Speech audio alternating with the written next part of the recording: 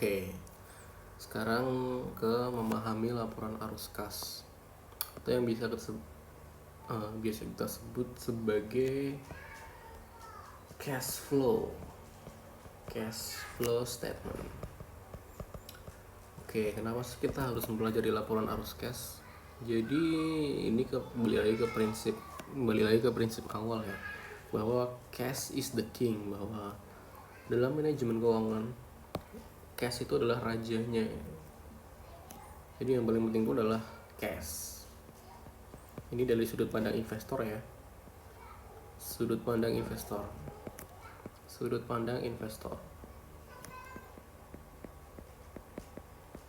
Oke. Jadi untuk mempelajari cash flow arus kas itu apa sih yang perlu kita pahami dulu? Jadi yang perlu kita pahami dulu bahwa cash flow biasanya nih, cash flow kita itu cuma melihat di balance sheet. Enggak, yang kita lihat di awal itu di balance sheet antara tahun lalu dengan tahun sekarang. Oke. Nah, misalnya ini nih, kita biasanya ambil dulu perbandingan balance sheet atau neraca tahun lalu versus neraca tahun ini. Jadi kita tandingkan dulu nih, tahun lalu cash dan tahun sekarang cash itu ada berapa perubahannya. Ternyata di sini di screen yang kita lihat ini perubahannya adalah pada tahun lalu 94,5, tahun ini cuma 90, berarti dia kurang ya, dia berkurang 4,5. Oke. Nah, konsep dari arus cash ini kita itu disuruh mencari tahu sebenarnya penurunan cash ini tuh asalnya dari mana aja sih, dari pos-pos apa aja. Nah kayak gitu sebenarnya intinya itu kita disuruh nyari tahu kenapa tahun lalu itu 9450 sekarang cuman 90. Jadi kita disuruh mencari tahu, disuruh menganalisa yang membuat cash itu berkurang itu apa aja gitu. Apakah dari account receivable-nya, apakah karena inventory, atau dari plant and equipment, atau mungkin kita bayar utang, atau kita mungkin nerbitin saham ya gitu. Jadi intinya kita disuruh mencari tahu perubahan cash selama 1 tahun. Oke. Nah, jadi untuk membuat suatu laporan arus cash, kita perlu memahami dulu konsep cash inflow dan cash outflow. Itu adalah apa yang membuat cash itu masuk, inflow, dan apa yang membuat cash itu keluar, outflow. Jadi kita perlu memahami dulu source of cash. Misalnya itu increase in account payable ya, kenaikan di account payable, terus kenaikan di long term debt, kenaikan di RE, itu kenapa merupakan cash inflow. Terus kenaikan di AR, kenaikan di inventory, kenaikan di plant and equipment, itu kenapa cash outflow. Terus decrease in short term itu kenapa cash keluar, cash outflow. Itu ya. Nah, yang pertama increase in AP, kenapa dia cash masuk. Account payable ya, kenapa dia merupakan cash inflow. Kenapa inflow? Nah, jadi gini ceritanya. Account payable itu kan digunakan untuk biasanya biasanya untuk berhutang ya. Biasanya nambah hutang ya. Nambah hutang itu sama dengan arus cash masuk. Walaupun ini utangnya itu utang biasanya utang beban ya, kita belum bayar beban atau belum bayar beban. Oke. Nah kan jadi kan gini konsep dari income statement, dari laporan laba rugi itu kan sales dikurangin COGS, itu ketemu apa sih? COGS itu ketemunya apa? Gross profit kan? Oke, gross profit ya. Gross profit dikurangin expense atau beban, itu ketemunya apa? Ketemunya adalah profit, net income. Nah, kalau expense ini kan harus dibayar dengan cash, ya kan? Nah, kalau expense ini kita belum bayar, kita bilang ke pemilik beban, kita itu ngutang dulu nih. Kita ngutang dulu ya, kita nambah AP berarti kan? Berarti cash ini kan nggak kepake kan? Ya nggak? Sehingga cashnya itu juga naik karena dia nggak kepake buat berbayar beban itu jadi hutang. Oke. Oke ya, udah paham ya. Berarti kalau account payable itu naik, berarti cash kita itu juga naik karena nggak dipakai buat bayar beban gitu. Nah terus kenaikan di long term debt, kenapa dia cash inflow? Oke, long term debt itu apa sih? Long term debt itu adalah utang jangka panjang ya. Utang jangka panjang ya jelas ya, karena kita ngeluarin surat utang jangka panjang, surat utang ini ya, surat utang jangka panjang itu kita pasti dapat cash kan, ya kan? Yang pertama pasti dapat cash, terus yang kedua itu kita punya juga yang namanya long term debt ya dong. Secara logika akuntansi kan gini, cash kita naik, long term debt kita juga naik, sehingga increase in long term debt adalah cash inflow. Terus kenaikan increase in return earning, kenaikan pada return earning, laba ditahan. Ya ini juga termasuk ya, karena ini kalau kita lihat secara sistematika akuntansi kan gini, kan net income. Ini kita langsung ke net income ya. Net income kita dapat net income, ditambah net income ini akan menambah return earning kan. Return earning ditambah net income. Net income sama dengan kenaikan di return earning. Nah, gini aja, ini awal ya, beginning return earning ditambah net income sama dengan ending return earning. Otomatis ending return earningnya itu pasti bertambah, sehingga kenaikan di return earning itu merupakan kenaikan arus cash atau cash inflow. Oke. Sekarang di cash outflow ya. Nah, kenapa kenaikan di account receivable itu merupakan cash outflow? Ya iya ya, karena account receivable itu adalah piutang.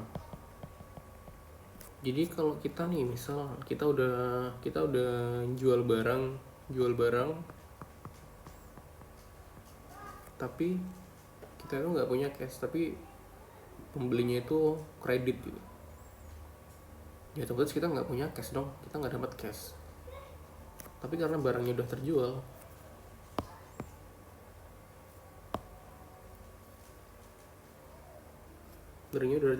tapi kita nggak punya cash, otomatis ini dalam ceritanya gini, ada orang beli barang kita, tapi belinya itu pakai kredit, sehingga kenaikannya itu cuman account receivable dan sales, ya kan?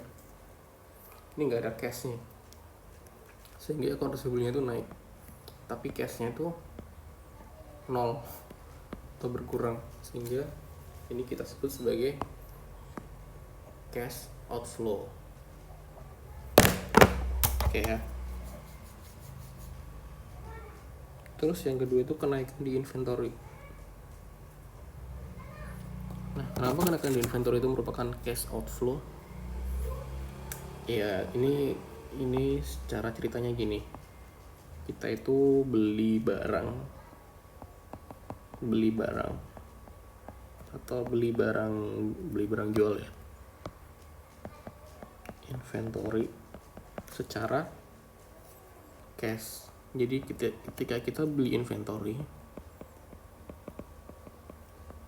tapi dengan cash, sehingga inventory-nya naik, cash-nya itu turun. Oke. Terus kenaikan di plant and equipment, ini logikanya juga sama dengan kenaikan di inventory, bahwa kenaikan di ini kita itu beli PPE nih, plant and equipment,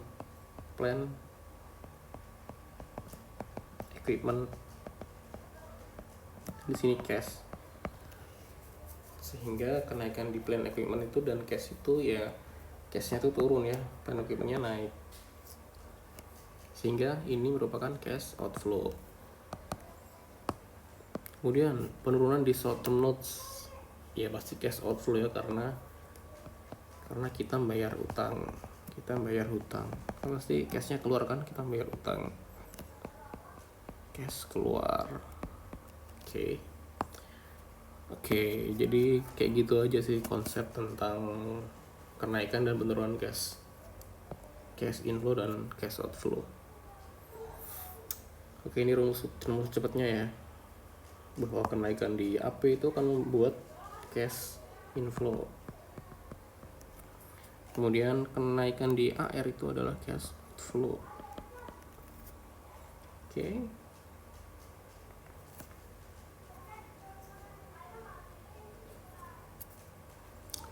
Terus dalam laporan arus cash itu kita membagi dalam 3 pos utama. Pos yang pertama itu aktivitas operasi, bisnya itu adalah sales dan expand atau core bisnisnya. Kemudian aktivitas yang kedua itu adalah aktivitas investasi, yaitu adalah jual beli long term asset, bisa kita bilang sebagai plant equipment kayak gitu. Kemudian aktivitas pembiayaan, biasanya itu terkait dengan ekuitas. Misal kita sell new stock, kita menerbitin saham baru, kemudian kita beli lagi saham kita, atau treasury stocks, kemudian kita bayar dividen, itu termasuk aktivitas ekuitas, financing activity. Kayak gini ya. Ini kita awali dengan operating activity. Ini ada net income. Jadi yang terkait dengan core business, sales dan expand itu masuk ke operating activity ya.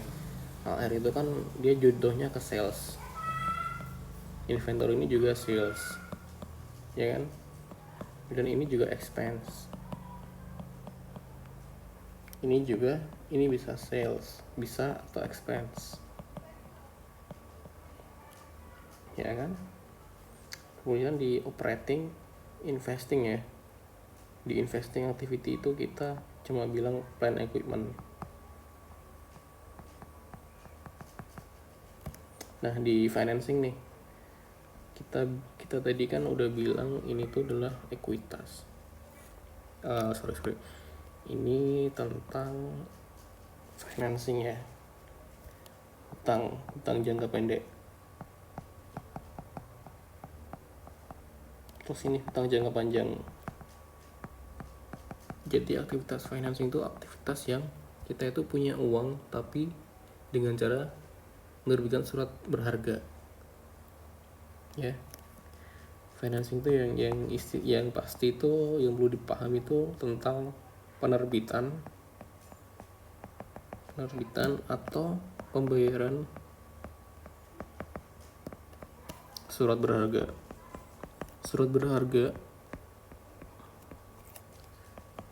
yang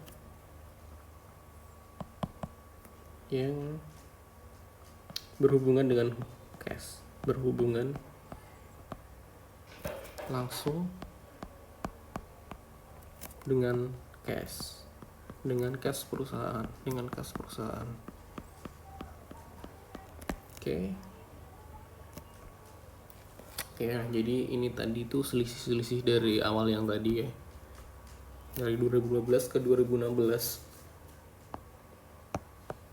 Misalnya itu AR itu account receivable itu dia dari tahun 2015 ke 16 dia berkurang segini, inventory itu naik atau turun sebenarnya, increase atau decrease ya. Ini kan decrease juga decrease, ini nggak ada perubahan. Expense-nya pasti naik ya, kemudian ini AP-nya juga naik. Oke, setelah ini kita total ketemunya ini. Oke, kemudian di PPE ini ternyata ada penjualan 17550, jadi PP-nya itu dijual selama 1 tahun. Oke, terus short term notes ternyata dia berkurang ya, di tahun 15 ke 16 berkurang. Long term debt ternyata ada kenaikan. Oke, jadi kalau kita terus ada pembayaran dividen juga, terus ini kita total ternyata 2,25 minus ya. Oke, terus 173,25 dikurangin ini ketemunya adalah 4,5. Nah, kalau kita lihat 4,5 ini itu adalah perubahan di sini ya. Ya kan? 4,5 itu adalah perubahan di sini. Oh, jadi ternyata emang bener nih. Cash flow itu kita itu buat nyari, cash flow itu digunakan untuk menyari dalam 1 tahun itu perubahan dalam cash itu yang dipengaruhi oleh apa aja sih, ya kan? Kalau di sini kita bisa lihat bahwa di sini tuh ternyata net income-nya itu selama setahun segini, tapi inventory-nya itu karena dia berkurang, maka ini mengindikasikan dia adalah melakukan penjualan yang lumayan banyak ya. Oke, terus ini berarti ini artinya penurunan di AR itu bagus ya, karena banyak AR atau piutang yang terlunasi. Oke, kemudian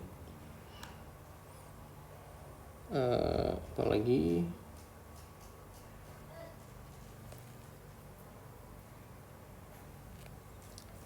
oh iya, depreciation expense ini bukan biaya ya, ini bukan beban ya, jadi kita itu pasti kalau punya depreciation expense kita tambahkan lagi di sini, ya kan? Karena sebenarnya depreciation expense itu dia itu cuman expense yang no cash. Dia sifatnya itu tidak membuat cash itu berkurang, karena ya apa ya, kalau dalam akuntansi itu istilahnya accrual konsep. Jadi dia itu cuman expense tok gitu, tapi dia nggak ada cashnya gitu. Lagi pula arus cash ini dibuat karena perubahan dari yang dulunya itu cash basis ke accrual basis. Oke. Jadi tuh sekarang itu kita pakai ini, tapi dulu itu kita pakai cash basis. Nah, tapi kita itu masih butuh yang namanya laporan arus cash, sehingga kita itu menerjemahkan accrual basis accounting ke dalam cash basis accounting. Makanya dibuatnya adalah laporan arus cash. Oke, paham ya? Jadi ini karena adanya perubahan sistem akuntansi dari yang sebelumnya cash ke accrual, maka kita masih butuh yang namanya laporan arus cash. Sekarang itu kita pakai yang namanya accrual. Jadi kalau kita mau bikin yang namanya cash basis ya mau gak mau ya kita harus mengkonversi laporan akuntansi yang accrual ke dalam laporan arus cash, kayak gitu sih. Oke,